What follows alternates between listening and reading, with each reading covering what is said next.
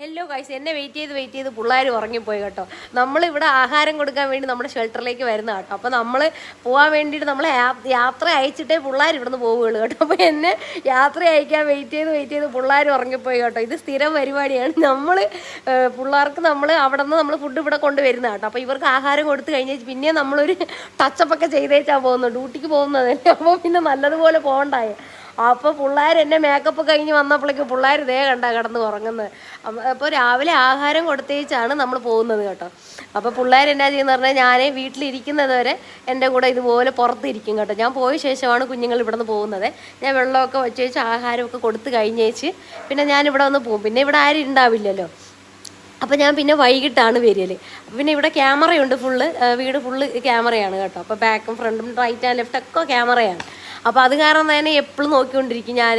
അപ്പോൾ എനിക്കറിയാം ഇവിടെ ആര് വന്നാലും നമുക്ക് അറിയാൻ വേണ്ടി പറ്റും. അപ്പം അല്ലാച്ച നിയർ ബൈ ഉള്ള ആൾക്കാർ പറയും കേട്ടോ. അതുകൊണ്ട് പിന്നെ പ്രശ്നമില്ല. പിന്നെ ഇപ്പോൾ ഫ്രണ്ടിൽ പുതിയതായിട്ട് വീട് പണിയുന്നുണ്ട്. അപ്പോൾ അവിടുത്തെ ആൾക്കാർ നല്ല പാവങ്ങളാട്ടോ. ഇവിടെ നോക്കിയാൽ വെള്ളമൊക്കെ എടുക്കും, രാവിലെ എടുക്കും കേട്ടോ. അല്ലെങ്കിൽ ഈ പമ്പന്മാർ ഇതിനകത്ത് കയറ്റത്തൊന്നുമില്ല. അപ്പോൾ പിന്നെ പ്രശ്നമൊന്നുമില്ല. ദേ ഒരു പമ്പൻ കിടക്കുന്നത് കണ്ടോ. അപ്പോൾ ഇപ്പോൾ കാറിൻ്റെ അടിയൊക്കെ ക്ലീൻ ചെയ്ത് വെച്ചിരിക്കണം. അപ്പോൾ ഇപ്പോൾ എലി ശല്യമില്ല കേട്ടോ ഇവന്മാരുള്ളത് കാരണം.